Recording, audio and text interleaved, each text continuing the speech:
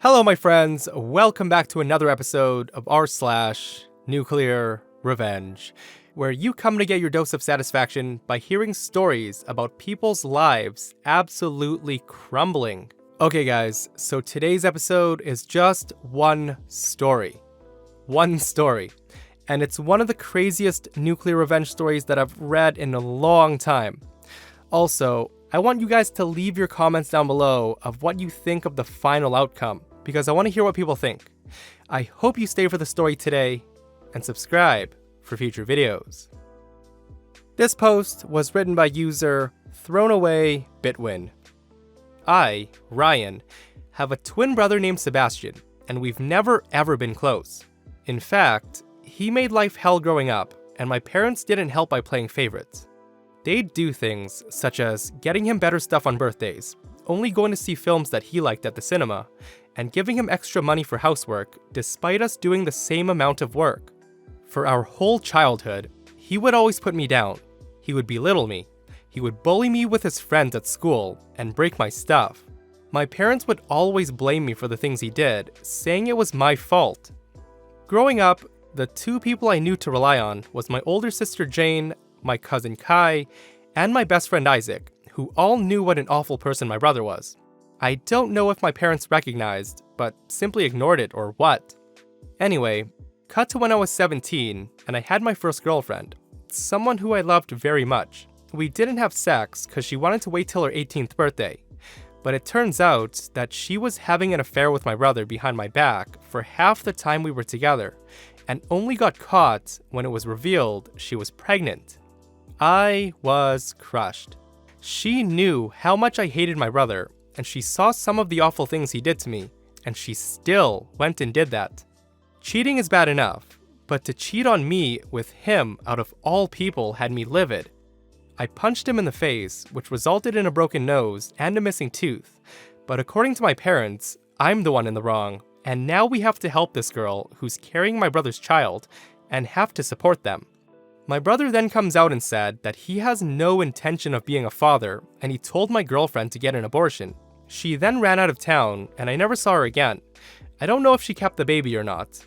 All I know was that she was gone, and my folks were still praising my brother as the golden child. Another year goes past. My brother and I still despise each other, but I had started dating again, and it took a while, but I found someone. I found a boy I liked. I'm bisexual, and this new guy named Daniel, whom I'd met at college, caught my eye. He was deaf, and I studied sign language out of boredom, so we got to talking, and things just seemed to click. We date, fall in love, bring him to my friend Isaac's party to introduce him to his friends, and it feels great. At this point, the only one who knew I was bi was Isaac, but one day, walking into a cinema holding my boyfriend's hand, I bump into my evil twin. Sebastian points, laughs, and says some horrendous things. When I got home after dropping my boyfriend off, I knew I'd be facing something as I walked through the front door. As I came home, I saw both my parents on the sofa. My mother was crying about how on earth she could have given birth to someone so disgusting, and she was talking about me and how I'm a stain on the family's name. My father gets up to yell at me. At this point, I see my brother up the staircase with a grin on his face. He then comes down and says he's uncomfortable with sharing a room with someone like me, and my folks kick me out there and then. With what little clothes and money I had gone to Isaac's house, and his family took me in, where I stayed for 6 months. For the first time in a while, I actually experienced familial love and affection, and Isaac's mother and stepdad were great. I considered them my own parents. Eventually, I got a 2-bedroom flat together with Daniel and Isaac, and all was great for the time being. So, cut to December last year. Me and Daniel are now married.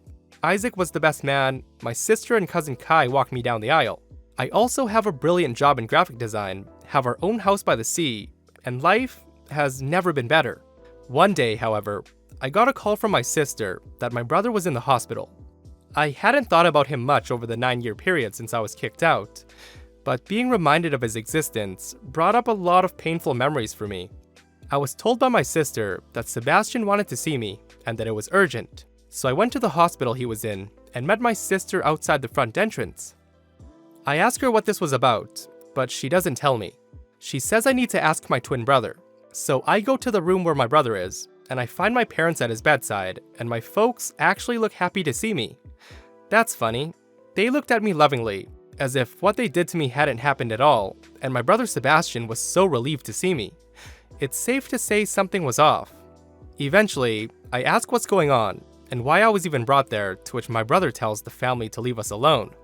Sebastian looks so weak and frail.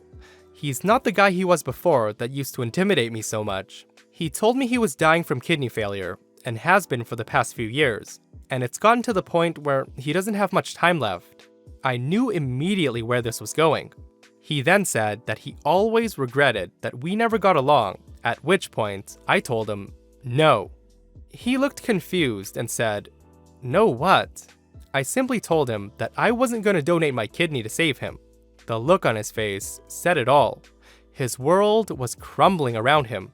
He then went on about how bad the situation was and that he was really sorry for all the things he'd done to me growing up.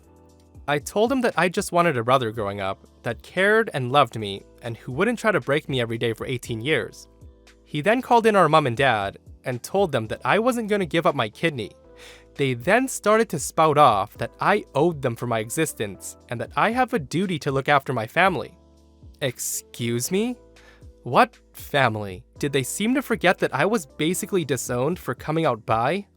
I asked them where that duty was when they kicked me out of the house, or where that duty was every time my brother gave me a black eye. I told them that for all the things he's done, from outing me for being bi, to having an affair with my girlfriend, and abandoning his child, that this was the universe's way of finally giving back what he dished out to bite him in the ass.